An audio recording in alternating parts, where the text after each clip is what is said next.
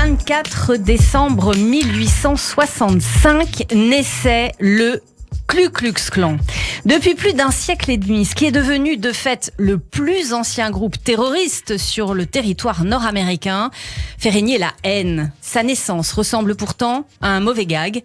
À la fin de la guerre de sécession, en 1865, une poignée de jeunes vétérans sudistes, la plupart de souche écossaise, certains ayant étudié le grec et le latin, refusent la défaite et surtout l'abolition de l'esclavage.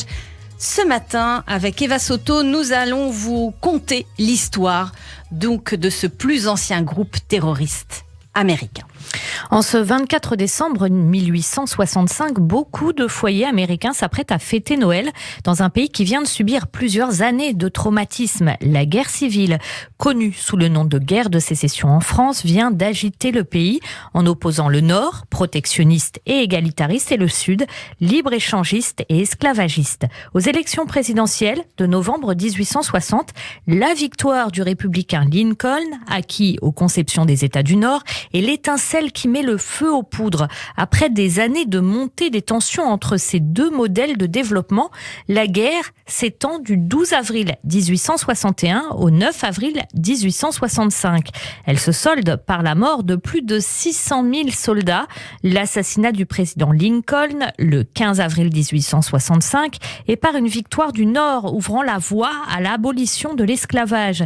Cette abolition sera effective le 18 décembre 1865 grâce à l'entrée en vigueur du 13e amendement à la Constitution des États-Unis. Et la totalité des 4 millions d'esclaves noirs est désormais libérée par le droit de la servitude, mais dans un Sud profondément traumatisé par la perspective de la fin du suprémacisme blanc et humilié par la défaite, des groupes refusent cette nouvelle donne. C'est ainsi que dans la nuit du 24 au 25 décembre 1865, soit quelques jours après l'abolition totale de l'esclavage, quelques anciens officiers sudistes se réunissent dans la petite ville de Pulaski, dans le Tennessee. Ils décident, autour d'un verre, de fonder une société secrète dans le simple but de terroriser la population noire. Son nom, Ku Klux Klan, fait vraisemblablement référence au grec kuklos, cercle. La sinistre aventure commence avec des hommes encagoulés, des lynchages, des menaces et des crimes en tout genre. Raciste mais aussi anticatholique, antisémite, anticommuniste, le Klan connaîtra son apogée dans les années 20 avec près de 4 millions de membres et une influence énorme sur la vie sociale, politique et culturelle américaine de l'époque.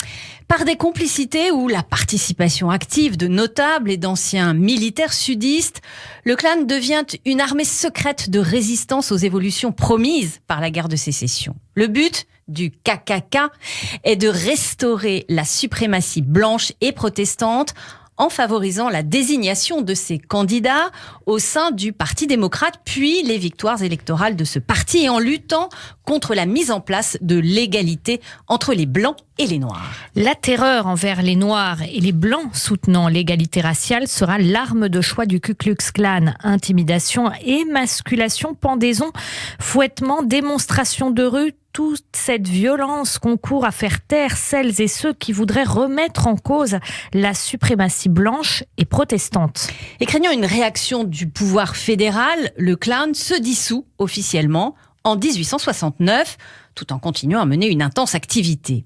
Le 18 mai 1870, l'assassinat par le Klan et en plein tribunal du sénateur républicain John Stephens décide le président des États-Unis d'alors, Ulysses Grant, de réagir. En 1861, une loi fédérale, le Klan Act, permet au pouvoir fédéral de réprimer le KKK. Plusieurs milliers de ses membres sont arrêtés, mais assez rapidement libérés, faute de preuves à leur encontre. Et le Klan est officiellement interdit en 1877. Le pouvoir politique est repassé aux mains des suprémacistes blancs. La ségrégation se met en place, car si l'esclavage et sa cohabitation hiérarchisée n'existent plus, il s'agit de remettre les Noirs à leur place en faisant en sorte de les discriminer, de les séparer des Blancs dans la vie quotidienne.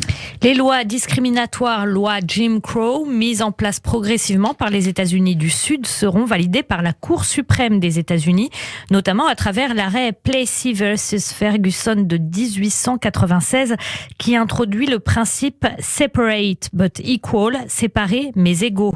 Après la fin de l'esclavage, les Noirs du Sud des États-Unis devront encore combattre et attendre que le mouvement des droits civiques, notamment emmené par Martin Luther King, obtienne que l'égalité juridique leur soit définitivement reconnue et appliquée. Et un deuxième Ku Klux Klan existera entre 1915 et 1944, mais tout en rencontrant un grand succès, n'égalera jamais la force du premier. Après la Seconde Guerre mondiale, des tentatives de reconstitution d'un troisième clan seront menées, mais n'aboutiront jamais à construire des groupes d'activistes dépassant la taille de groupuscules.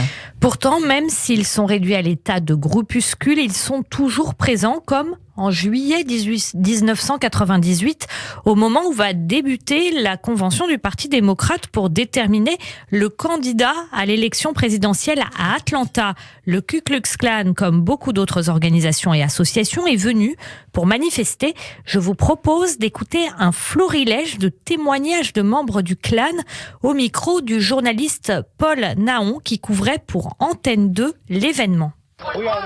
Nous sommes une race supérieure, les Noirs avec les Noirs. Ici, on travaille très dur. Et qu'est-ce qu'on voit? Tous ces sales nègres qui nous piquent notre fric pour acheter des voitures. Ils ne foutent rien, j'en ai ras-le-bol. Nous, on veut l'argent car on travaille.